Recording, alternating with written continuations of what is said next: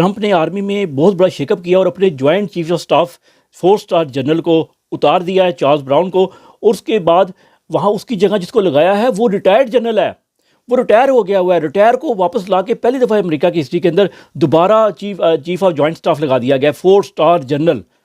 اس کے علاوہ اور 4-5 جرنیلوں اور بڑے افسرز کو اتارا گیا ہے، اور نیوی کی جو ہیڈ ہے اس کو ایک عورت کو پہلی دفعہ لگا دیا گیا ہے۔ اچھا، کیا آپ نے دیکھا امریکہ کے اندر واشنگٹن ڈی سی میں رات کو 111 بریگیڈ آ گئی ہو، ٹی وی اسٹیشن بند ہو گیا ہو امریکہ کا، یا پھر وہاں پر اندھیرے ہو گئے ہوں اور ٹینک آپ کو سڑکوں پہ نظر آ رہے ہوں، اور یا پھر میڈیا پہ بات ہو رہی ہو، کوئی لندن پلان کی کوئی بات کا سنائی دیا آپ کو کہ فلانے کو لگانا ہے، فلانا اپنی منظوری کے لیے کوئی کہیں بھاگتا پھرا ہے، کوئی کہیں بھاگتا پھرا ہے؟ دیکھا آپ لوگوں نے؟ نہیں۔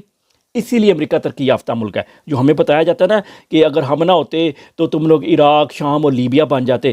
عراق، شام اور لیبیا یہ اس لیے بنے کہ وہاں پر ایک ڈکٹیٹر بیٹھا ہوا تھا، آرمی جنرل۔